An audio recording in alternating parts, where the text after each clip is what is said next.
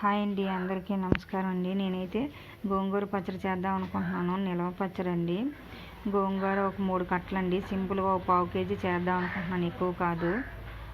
గోంగూర నీట్గా కడుక్కొని తడి లేకుండా ఒక ఉదయం నుంచి సాయంత్రం వరకు ఆరబెట్టుకోవాలండి. నీడ పట్టినండి క్లాత్ మీద. ఒక్క చుక్క కూడా నీరు ఉండకూడదండి. కొంచెం ఆయిల్ వేసి వేపుకోవాలి. పొడి పొడిగా వచ్చేటట్లుగా, బాగా డ్రై అయ్యేటట్లుగా వేపుకొని చల్లారబెట్టుకోవాలండి. దానికి సరిపడగా వెల్లుల్లి రెమ్మలు గుడ్డిలా ఒలుసుకొని అవి ఉంచుకున్నాను. దానికి సరిపడ ఎక్కువ కాదు, కొంచెం కొంచెం. అలాగే మెంతులు పౌడర్ చేశానండి. కొంచెం ఒక స్పూన్ వేస్తాను, అంతా వేయను. ఒక స్పూన్ దానికి సరిపడినంత వేస్తానండి. ఎండుమిరపకాయలు కూడా అంతే, మాకు కారం తగ్గట్టుగా ఆయిల్లో వేపుకున్నాను. అలాగే కొంచెం చింతపండు అండి. గోంగూర పుల్లగా ఉంటుంది కదా, చింతపండు అందుకని కొంచెం వేస్తే బాగుంటుందండి టేస్ట్గా. అందుకని మిక్సీ మొత్తం ముందు ఎండుమిరపకాయలు కొంచెం మిక్సీ పెట్టుకున్నాను. తర్వాత ఉప్పు సరిపడినంత, తర్వాత వెల్లుల్లి రెమ్మలు అన్నీ వేసి మళ్ళీ మిక్సీ పెట్టుకొని తర్వాత చింతపండు కూడా వేసి రుబ్బుకున్నానండి.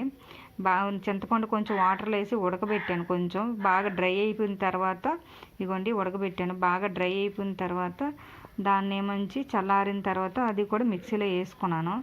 ఆ మొత్తం అన్నీ మిక్స్ చేసుకున్న తర్వాత గోంగూర వేసుకోవాలి. గోంగూర కూడా మెత్తగా రుబ్బకూడదండి, గాడగాడగానే రుబ్బుకోవాలి. అలాగే పోపు కోసం వెల్లుల్లిపాయలు, ఎండుమిరపకాయలు, జీలకర్ర, ఆవాలు, కొంచెం శనగపప్పు వేసి పోపు పెట్టుకున్నాను. ఆయిల్ పావు కేజీలా పడింది.